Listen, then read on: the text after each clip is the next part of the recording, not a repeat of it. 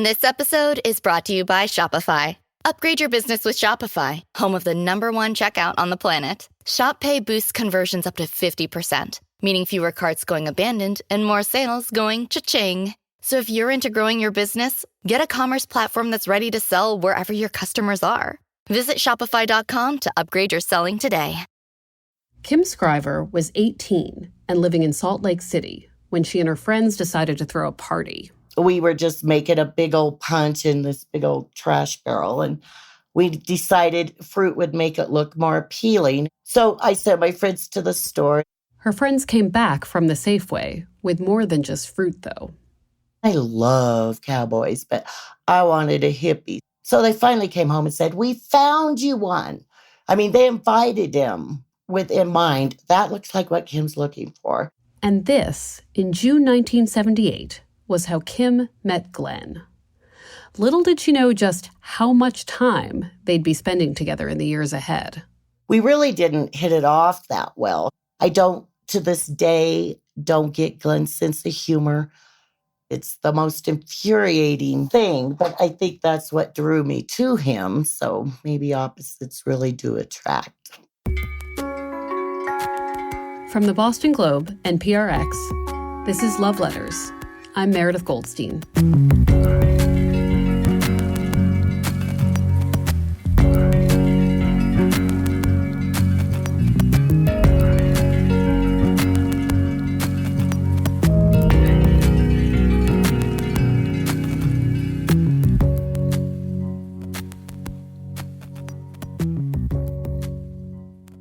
Well, here we are in week whatever of this mess. I'm trying to figure out whether I should see my friends 6 feet apart on lawns. I know many people are getting haircuts now, but I can't imagine doing that. I've started watching Alias, which is great television entertainment to keep me in the house, but the characters are already making out, and that makes me wonder when single people will be able to kiss in real life. The inbox for my advice column is still filled with letters from people quarantining with a significant other. All this time together has magnified all of their little issues. And I empathize because partnership was not designed for 100% isolation. Couples are supposed to be supported by community. They're not supposed to feel like they're on an island. But over the years, I have heard of couples who are good at this. Couples who've traveled on a boat together alone, or lived in remote places without it turning into The Shining. What can we learn from people who have figured out how to be good at seeing only each other? How do they do it? To answer this, I wanted to talk to this kind of couple. So I found Kim and Glenn Scriver.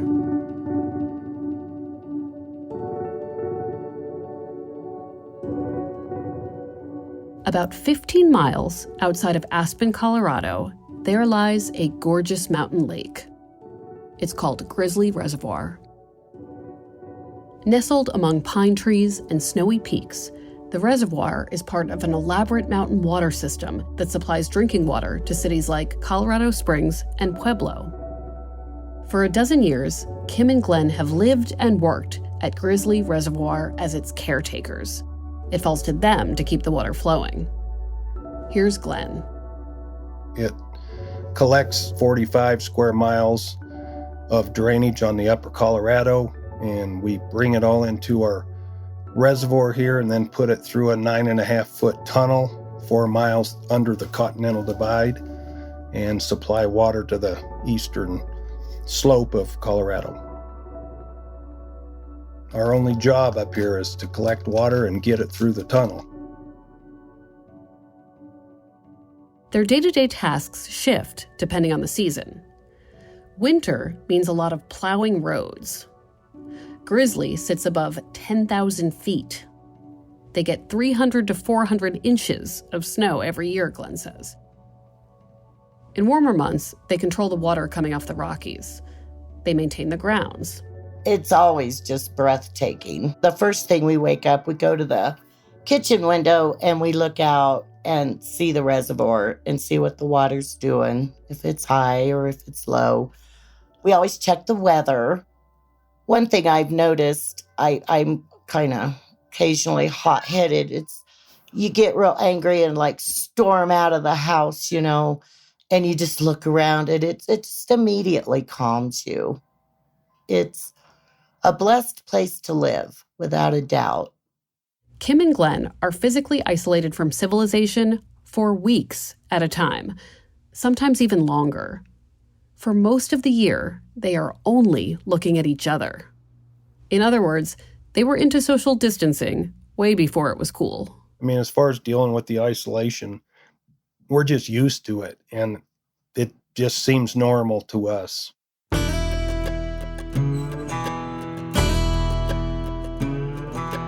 Their story starts back in the late 1970s with that party Kim and her friends had in Salt Lake City.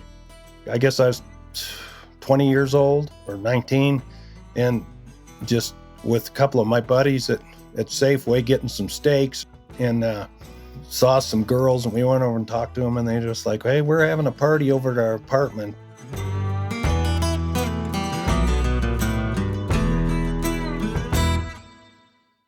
We went over there, and there was, 50 people there, and I saw Kim and was kind of smitten. And so, like a party goes, it dwindled off and went on, and 3 o'clock in the morning, she and I were the only ones left there sitting in a hallway talking to each other, and that's how it all started.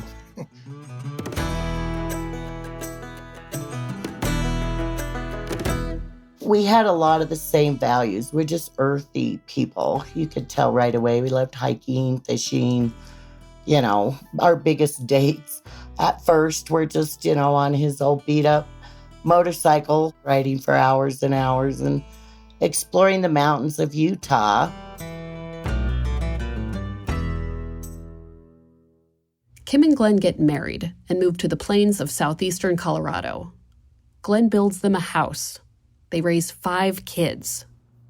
For vacations, they gravitate west to the Rockies. It would be like just a spiritual experience, really, coming to the mountains. In Colorado, you always wonder, what's on the other side of that mountain? So you go and find out. And we finally bumped into Grizzly Reservoir, and we just knew we wanted, just a knowing, like, oh man, how do you get that job?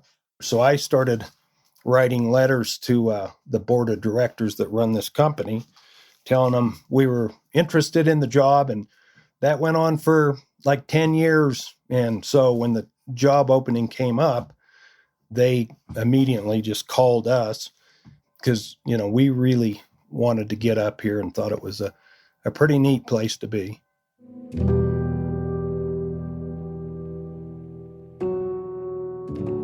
They still have one kid at home when they make the move, a son in 7th grade.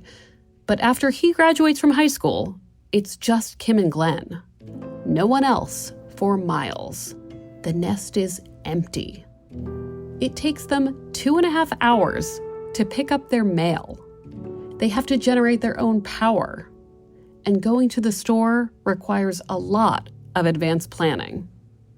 I was in the Colorado Springs yesterday, and I came back with $800 worth of groceries. So we kind of load up, and then the only hard thing is fresh stuff like lettuce and salad and that kind of stuff. But other than that, we're pretty much stocked for the summer.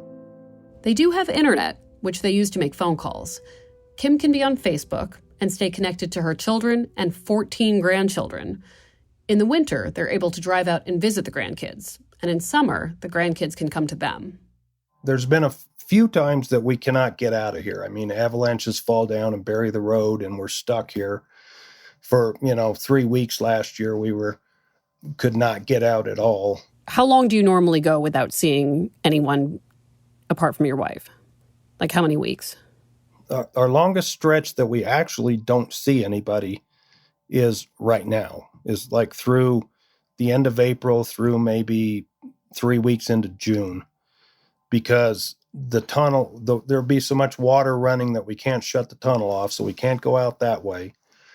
And we can drive down the canyon and go through a bunch of highway gates and things like that and get to Aspen, but that's kind of a pain. So actually, when they're not working, Kim and Glenn say, they garden. They snowmobile. They talk about family and politics. Glenn dabbles in painting. Kim likes to read. They build furniture. It's like their version of quarantine sourdough. You can bend willows into chairs and, love seats and things like tables. So we build kind of willow furniture. That's pretty fun to do and kept us busy. My husband can make anything out of wood, from a house to a spoon. It's just amazing.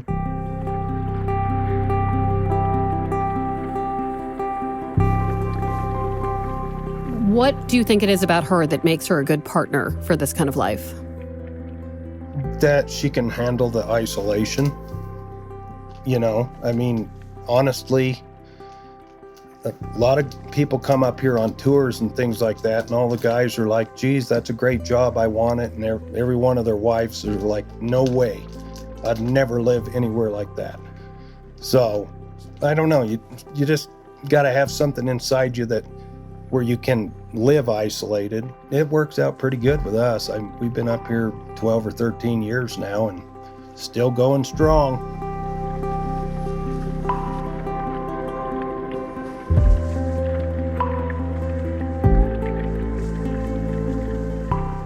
Kim and Glenn are different, though.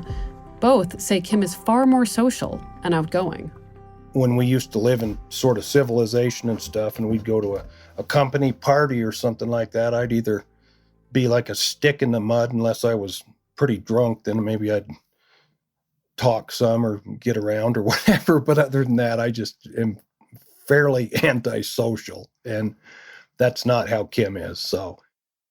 Now, fast forward through the commercials when you tape a show is the worst thing that ever happened to me because I'm a talker and Glenn's really not. So usually, in the evening when we're tired, it's like you throw all those little things in on the commercial. Well, now he fast forwards through the commercial. So that to me is a nice way to say, quit talking so much.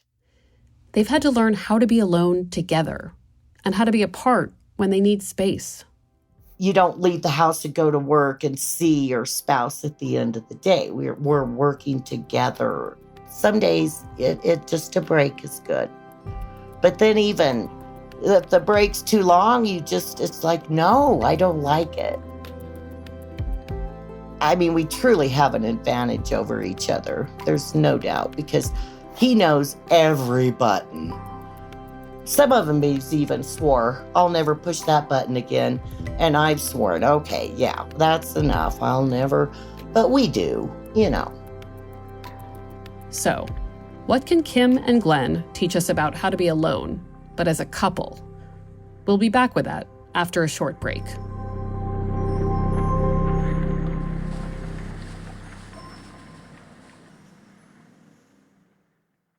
Here at Life Kit, NPR's self-help podcast, we love the idea of helping you make meaningful lifestyle changes. Our policy, don't be too punishing on yourself or too grand in your goals, which is why we've got shows on how to help you make little nudges to your behavior and create habits that stick. Join Life Kit to get the tools you need. Listen to the Life Kit podcast from NPR. This episode is brought to you by MeUndies. While MeUndies can't totally help your love life this Valentine's Day, they can offer you insanely comfy undies and loungewear to buy or gift. MeUndies has so many awesome Valentine's Day prints and styles. Plus, you can match with your partner, friends, or even your pets. This Valentine's Day, give the gift that'll keep them thinking of you and score huge site-wide savings at MeUndies.com/Spotify. That's MeUndies.com/Spotify. MeUndies. Comfort from the outside in. Okay, we're back. One thing Glenn and Kim say they figured out about living together in isolation: they really cannot afford to hold grudges. I think everybody argues with other people, and then when there's nobody else, it's all, kind of aimed at each other once in a while or whatever, but you just got to smile and move on.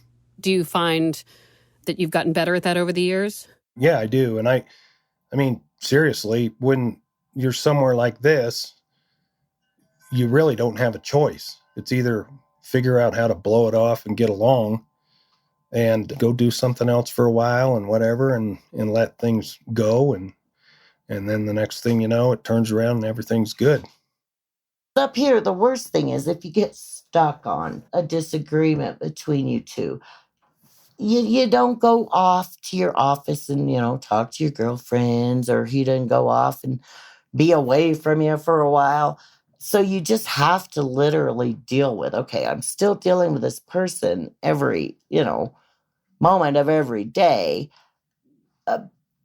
and not be how we can be when we're hurt or sad or angry.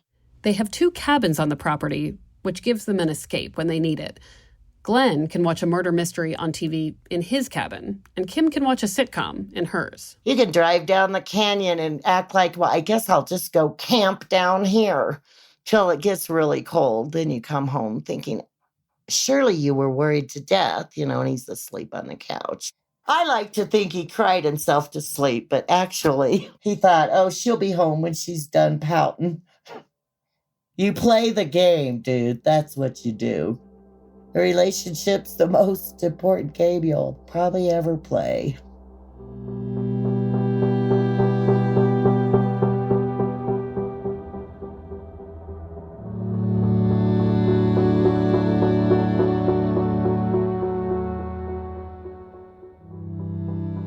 Kim's wisdom here, I think, is particularly relevant to many couples today who may be spending way more time together than they ever have.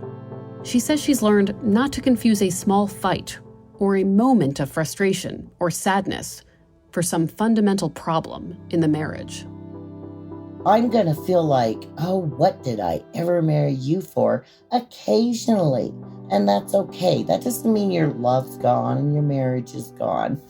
It means, wow, maybe we need to just get away from each other for a while. If you're gonna stay married, you have to be willing to hate them as much as you love them and still stay. Because it only feels like hate. It's not. But if you just act on that, then it's over. But if you write it out, you'll realize, no, that was hurt feelings. That was just pure, I'm madder than hell. That is still my advice. It's cruel, maybe, but it's true. So, first of all, I love how she explains all of that. That it might feel like hate, but really, it's not. I also love this idea of putting your feelings on paper. Kim works to process what she's experiencing with her partner so that she doesn't lose track of reality. What I do is, if I'm having an extremely hard time, I write it out, boo-hoo for me, and get it all out there. I always, in my mind, I'm writing to God, I think, not to anybody. I'm just writing. And then I'll go back and read it a week or two later, and it's therapy because, okay, I'm not angry or want to kill you right now, and I use that lightly. But when I read it refocuses me back, but now things are better. So I realize, okay, that was a hard time. I'm glad I didn't act on, just making it bigger than it is. You work through it and hang in there. I mean, just hang in, because if you truly love each other, it's going to get back to good. I just believe that with all my heart. Kim doesn't keep these personal reflections. After they've served their purpose, she burns them or tears them up. I try to have serious talks with Glenn sometimes, and he just, I think it's a man-woman thing, but man, it's like, I don't want to talk my problems to death. And we're like, oh gosh, we've only talked about it 3 times. So, which one of us is wrong? Depends what day it is and who won the fight.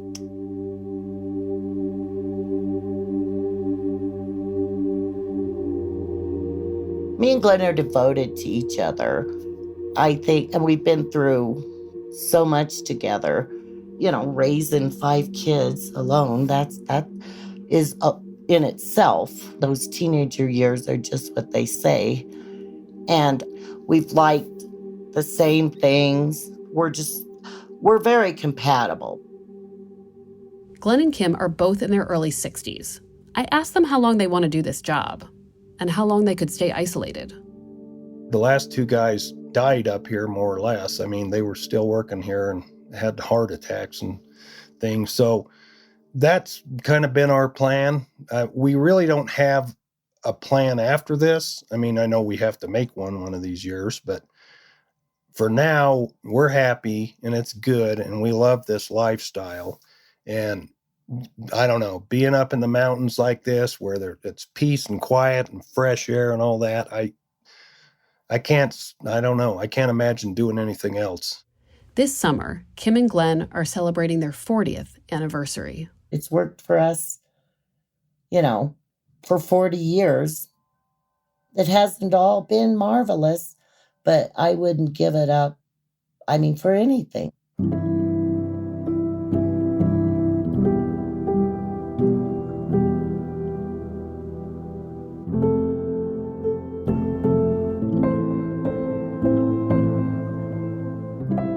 Thank you so much for talking to us.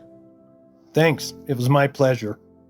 Well, it's been fun talking with you, Meredith. I hope everybody's doing great out there through this COVID. Keep your relationships together because you don't want to look back and realize one of the saddest things to America has took you away from the person you love the most.